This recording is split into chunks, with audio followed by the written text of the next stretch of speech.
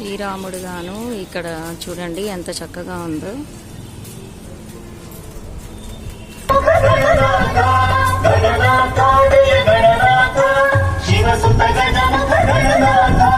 చతుర్భుజ అగ్రజ వామన విగ్రహ మంగళమూర్తే